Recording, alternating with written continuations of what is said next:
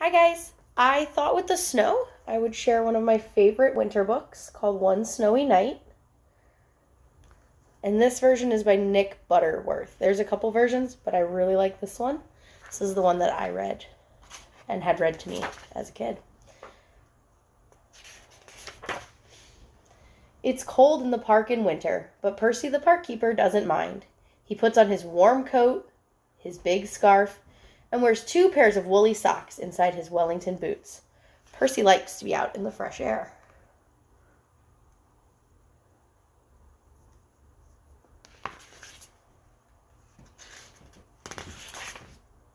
In the middle of the park, there's a little hut. This is where Percy lives. When it gets too cold to be outside, Percy goes into his hut, where it's cozy and warm. The animals who live in the park all know Percy's hut. Every day, he shares his lunch with them.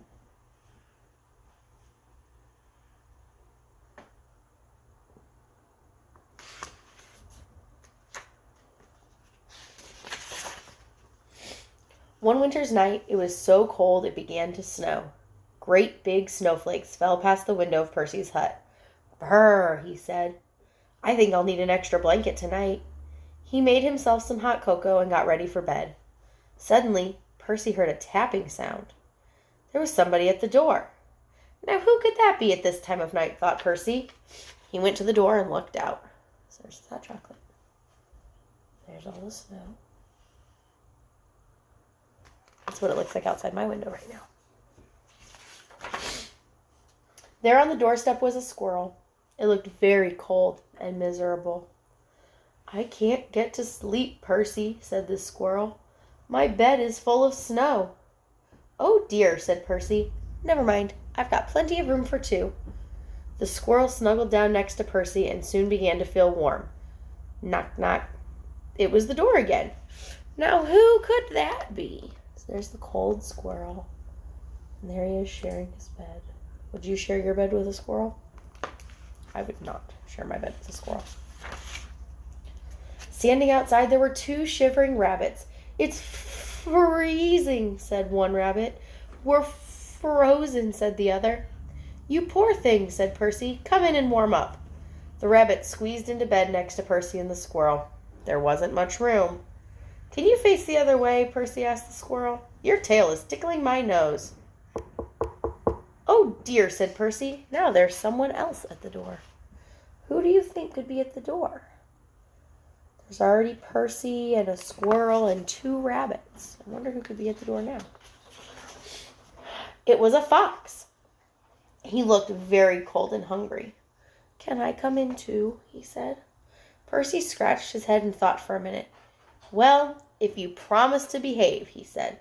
"I promise," said the fox, and he squeezed into bed next to all the animals. Bump! Oops! The squirrel fell out. "Who did that?" asked the squirrel crossly. That means he was a little crabby. A little crabby at whoever pushed him out of bed.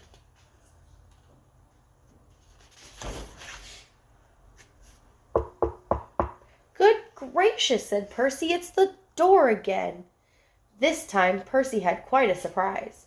There on the step was a badger, 2 ducks, a hedgehog, and a whole family of mice. They all wanted a bed for the night. Do you think all those animals will fit in Percy's bed? Remember, there's already a fox, and 2 rabbits, and a squirrel, and Percy. Poor old Percy, in poor old Percy's bed. The animals pushed and shoved and rolled around, but there was just not enough room for them all. Soon the bed covers ended up in a big, tight ball. Then, bump! The covers rolled off the bed and everyone fell on the floor. "Oh dear," said Percy. "This won't do at all. My bed is just too small." Suddenly, one of the mice perked up his ears. "What's that noise?" he squeaked. Everyone listened hard. Now they could all hear it. There was a scratching, a scraping noise. It seemed to be coming from underneath them. "There's something moving under the floor," said Percy. What do you think is under the floor?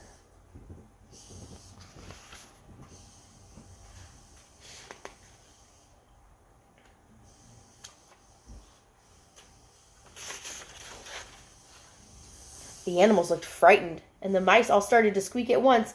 Oh dear, what can it be? It might be a monster with fierce claws and sharp teeth. The noise grew louder and louder, and then one of the floorboards began to move. Look out, it's coming through the floor! Suddenly, there was a loud creak. Help! Cried the animals, and they all ran to hide.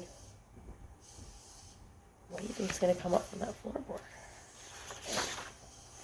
But Percy wasn't afraid. He started to chuckle. Then he laughed out loud.